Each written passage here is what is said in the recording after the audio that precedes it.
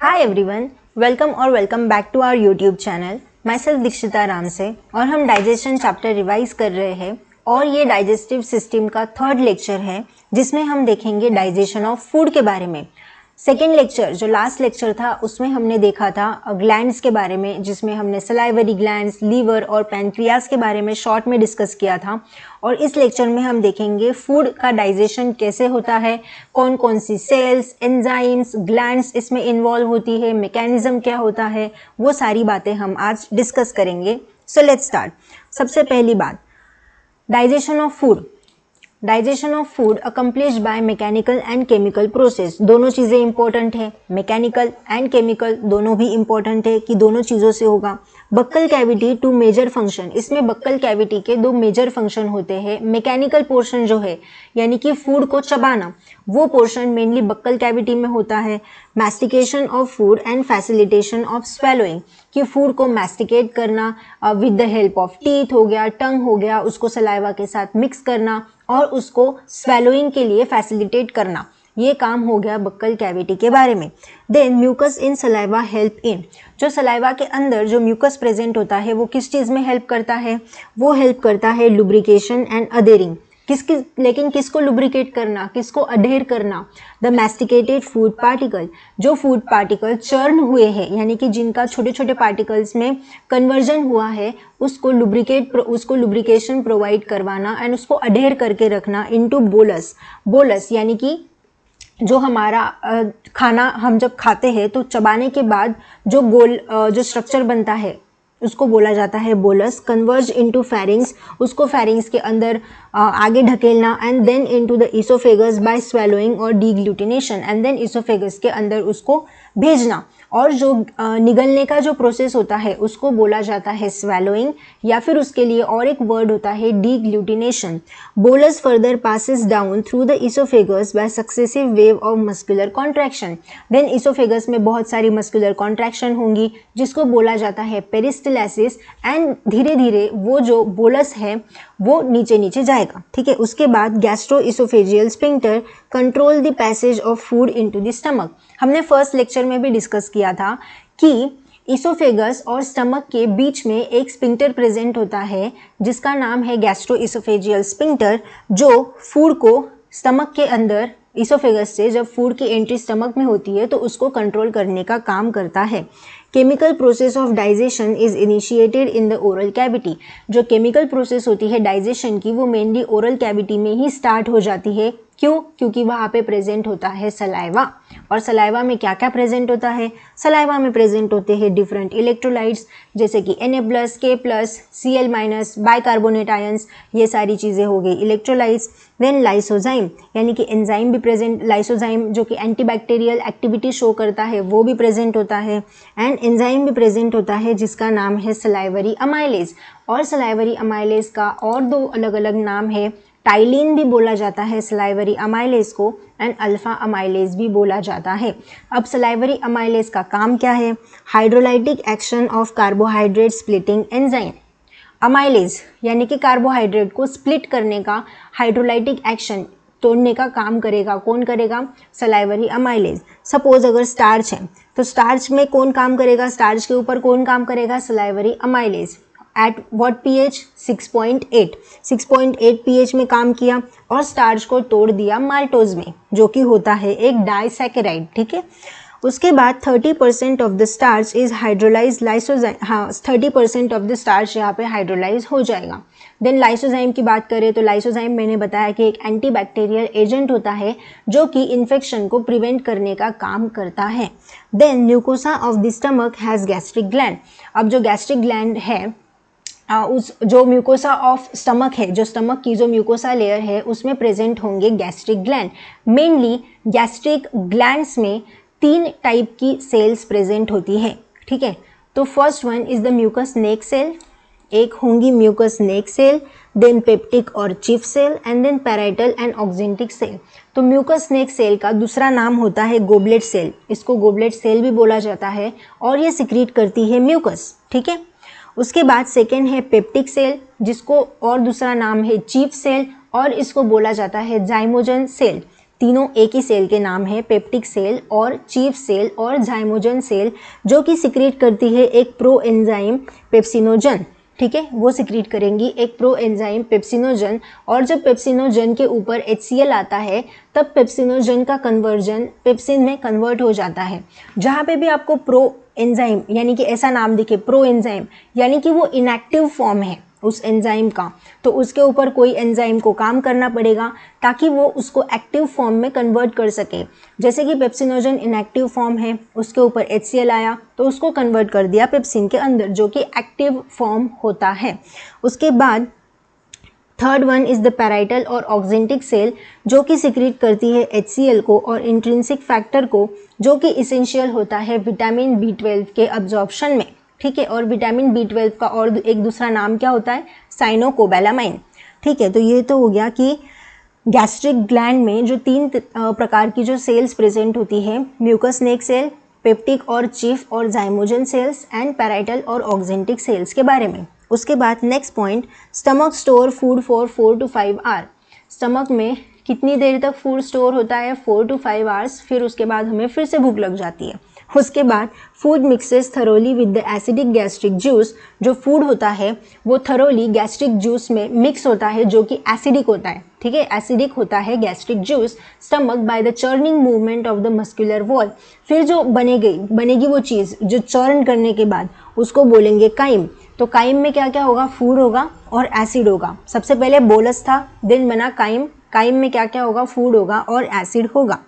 उसके बाद next point, pepsinogen जो कि एक प्रो एंजाइम है, उसके ऊपर HCl ने काम किया और उसको किस में कन्वर्ट कर दिया, पेप्सिन में, जो कि एक्टिव हो गया। पेप्सिन क्या होता है, पेप्सिन होता है प्रोटियोलाइटिक एंजाइम ऑफ स्टमक, यानी कि वो प्रोटीन को ब्रेक डाउन करने का काम करेगा। अब प्रोटीन को वो किस में ब्रेक डाउन करेगा, प्रोटीन को वो ब्रेक डाउन करेगा प्रोटियोजेस एंड पेप्टोन्स के अंदर। पेप्टोन्स पेप्टाइड्स ही होते हैं। ठीक है, तो पेप्सिनोजन जो कि एक प्रो एंजाइम था, इनएक्टिव था, उसके ऊपर आया HCl, उसको कन्वर्ट कर दिया पेप्सिन में, जो कि एक्टिव फॉर्म होता है और जो कि एक प्रोटियोलाइटिक एंजाइम है स्टमक का। फिर उसने प्रोटीन को किस में ब्रेक डाउन कर दिया, प्रोटियोजेस एंड पेप्टोन्स के अंदर, एंड पेप्टोन्स को पेप्टाइड्स भी कहते हैं। उसके बाद next point, the mucus and bicarbonate ions are present in gastric juice. Gastric juice के अंदर म्यूकस भी प्रेजेंट होता है क्योंकि गोबलेट सेल उसको सिक्रीट कर रही है, और बाइकार्बोनेट आयंस भी प्रेजेंट होते हैं which play important role in lubrication and protection of mucosal epithelium.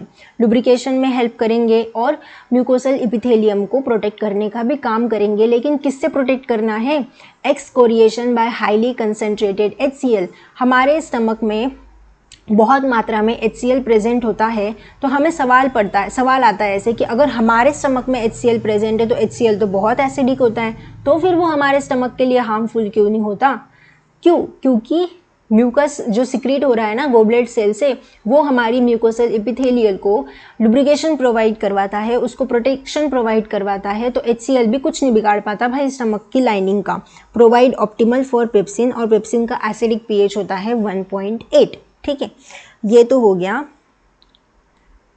HCl के बारे में। उसके बाद रेनिन में डबल N है इस एंजाइम में। ठीक है, तो रेनिन प्रोटियोलाइटिक एंजाइम होता है जो कि इन्फेंट्स यानी कि जो इन्फेंट्स होते हैं उनके गैस्ट्रिक जूस में प्रेजेंट मिलेगा रेनिन, जो कि मिल्क प्रोटीन को डाइजेस्ट करने का काम करेगा। अडल्ट्स में नहीं मिलेगा रेनिन। ठीक है, जो इन्फेंट्स होते हैं, जो छोटे एकदम छोटे बच्चे होंगे इन्फेंट्स, उनमें प्रेजेंट होगा रेनिन, जो कि मिल्क प्रोटीन को डाइजेस्ट करने का काम करेगा। एंड मिल्क प्रोटीन कौन सा होता है, केजिन। सबको पता है कि मिल्क में कौन सा प्रोटीन प्रेजेंट होता है, casein. Then next point, small amount of lipases are also secreted by gastric glands. कुछ स्मॉल मात्रा में लाइपेजेस भी सिक्रीट करती है गैस्ट्रिक ग्लैंड्स। ठीक है, उसके बाद various type of movement are generated by muscularis layer of small intestine. Small intestine की जो मस्कुलरिस लेयर होती है वो बहुत तरीके की मूवमेंट को जनरेट करती है।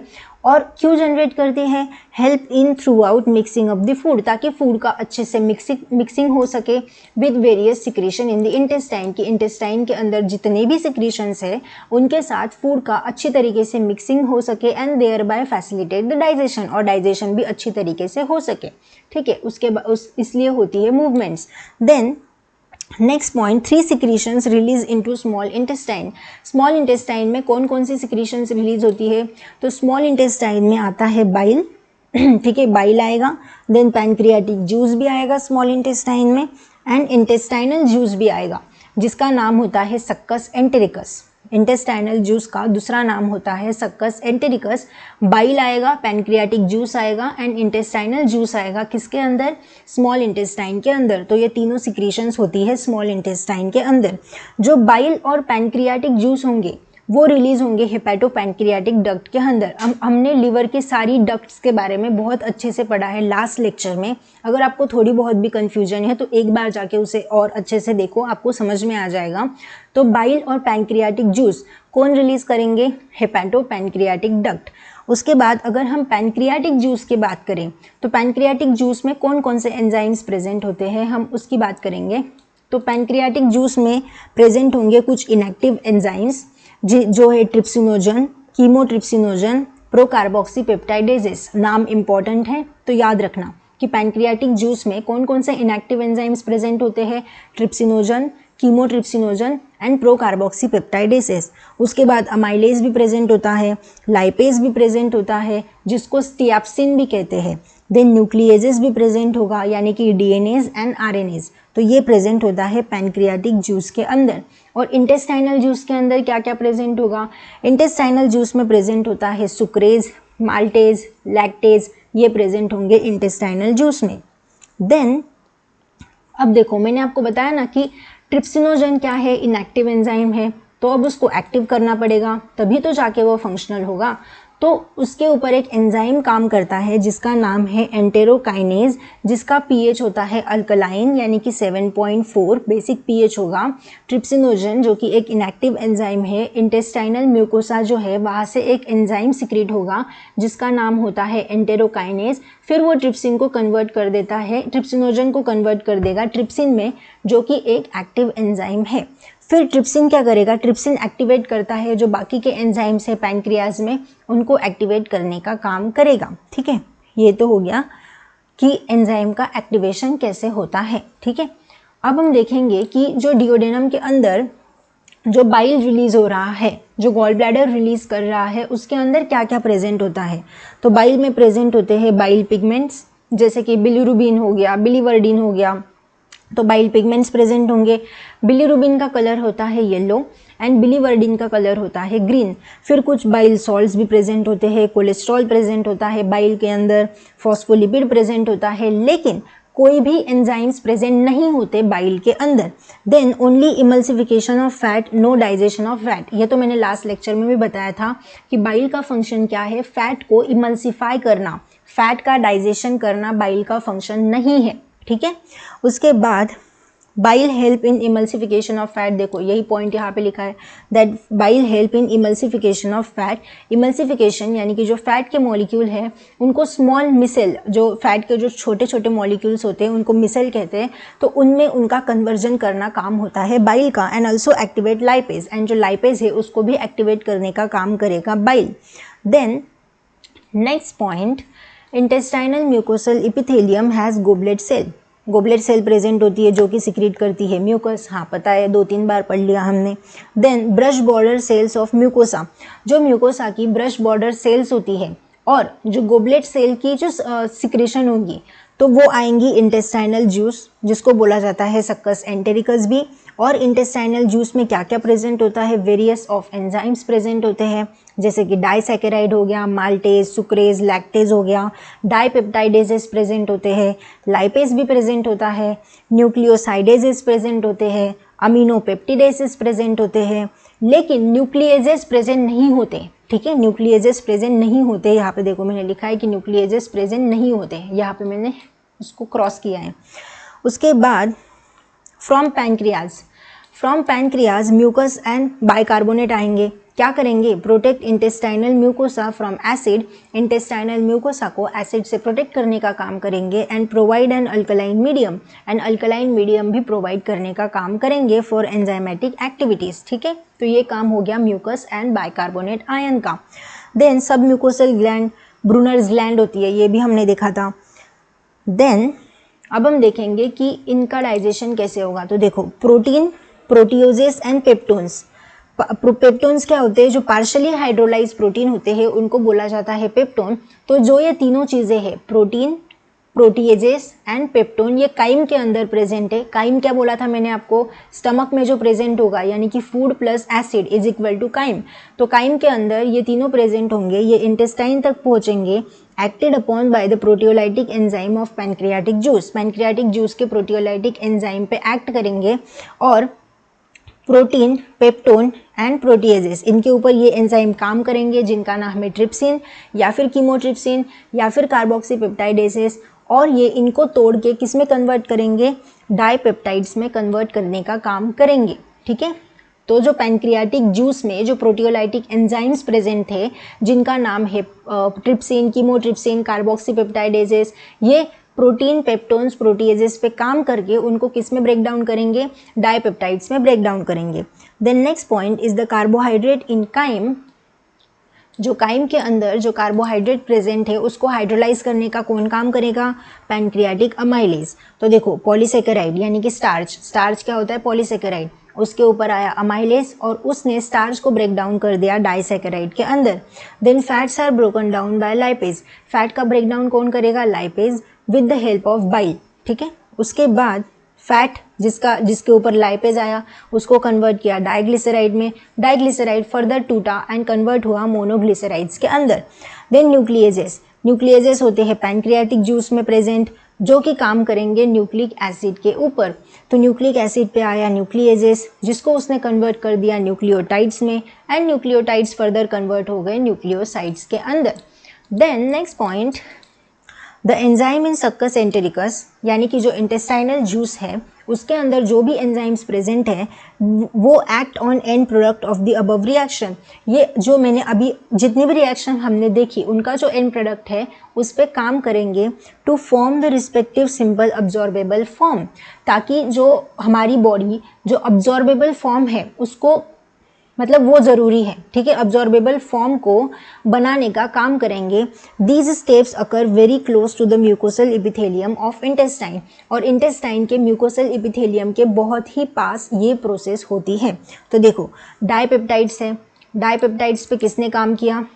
डाइपेप्टाइडेसिस ने, वो कन्वर्ट हो गया अमीनो एसिड में। ठीक है, उसके बाद माल्टोज, माल्टोज के ऊपर आया माल्टेज, कन्वर्ट हो गया ग्लूकोज प्लस ग्लूकोज के अंदर। देन लैक्टोज, लैक्टोज पे काम किया लैक्टेज ने, कन्वर्ट हो गया ग्लूकोज एंड गैलेक्टोज के अंदर। देन सुक्रोज, सुक्रोज पे काम किया सुक्रेज ने, सुक्रेज एंजाइम का दूसरा नाम होता है इन्वर्टेज। फिर सुक्रोज कन्वर्ट हो गया ग्लूकोज एंड फ्रक्टोज के अंदर। देन न्यूक्लियोटाइड, न्यूक्लियोटाइड पे काम किया न्यूक्लियोटाइडेसिस ने, फिर वो कन्वर्ट हो गया न्यूक्लियोसाइड में। फिर न्यूक्लियोसाइड पे काम किया न्यूक्लियोसाइडेसिस ने, एंड देन वो कन्वर्ट हो गया शुगर एंड बेस में। And we all know that nucleoside में फॉस्फेट ग्रुप प्रेजेंट नहीं होता, न्यूक्लियोटाइड में प्रेजेंट होता है, इसीलिए यहाँ पे मैंने सिर्फ शुगर और बेस लिखा है, फॉस्फेट नहीं लिखा। देन जो डाई एंड मोनोग्लिसराइड्स है उन पे काम करेगा लाइपेज, लाइपेज का दूसरा नाम होता है स्ट्रिएप्सिन, जो कि मोस्ट पावरफुल एंजाइम होता है। वो डाई और मोनोग्लिसराइड को कन्वर्ट करेगा फैटी एसिड एंड ग्लिसरॉल के अंदर। Then the next point is breakdown of biomacromolecules occur in the duodenum region of small intestine। तो ये जो बायोमैक्रोमोलिक्यूल का ब्रेकडाउन हो रहा है वो कहाँ पे हो रहा है? स्मॉल इंटेस्टाइन के डिओडेनम रीजन में। Simple substances absorb in jejunum and ileum. फिर जो सिंपल सब्सटेंसेस है वो कौन अब्जॉर्ब करेगा? जेजुनम एंड इलियम, जो कि लार्ज इंटेस्टाइन के पार्ट्स है। Undigested and unabsorb substance pass to the large intestine. फिर ऐसे सब्सटेंसेस जो अनडाइजेस्टेड है, जो अनअब्जॉर्ब है, वो पास किए जाएंगे लार्ज इंटेस्टाइन के तरफ।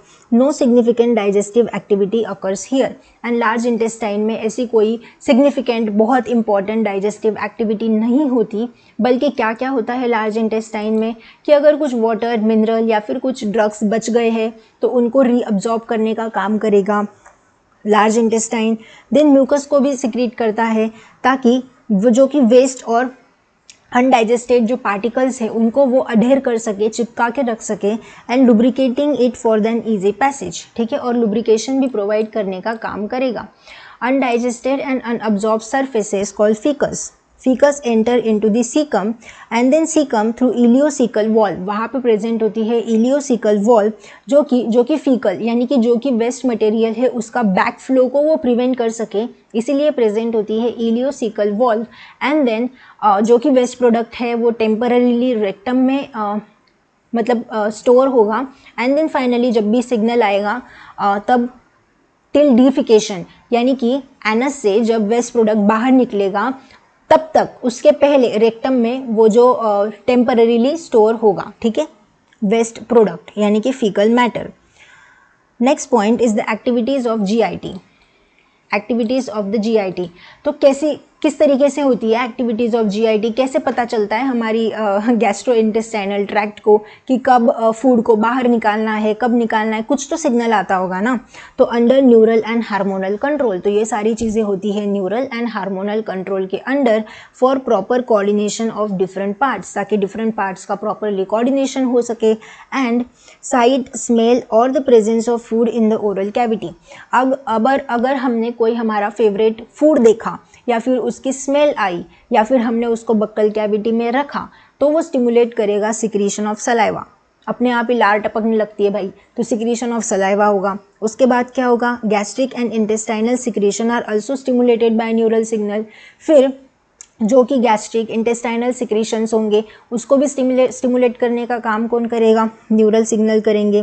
Then muscular activities of different part of the alimentary canal, जैसे कि स्वेलोइंग, डीग्लूटिनेशन, पेरिस्टाल्टिक मूवमेंट, ये सारी चीज़ें होना स्टार्ट हो जाएगी। And moderated by neural mechanism, और फिर उसको न्यूरल मैकेनिज्म से मॉडरेट किया जाएगा, जो कि लोकल भी हो सकते हैं या फिर CNS यानी कि central nervous system. And then finally आगे वाली प्रोसेसेस होंगी, ठीक है। सो ये तो हो गया आज के लेक्चर के बारे में, जिसमें हमने देखा डाइजेशन ऑफ फूड,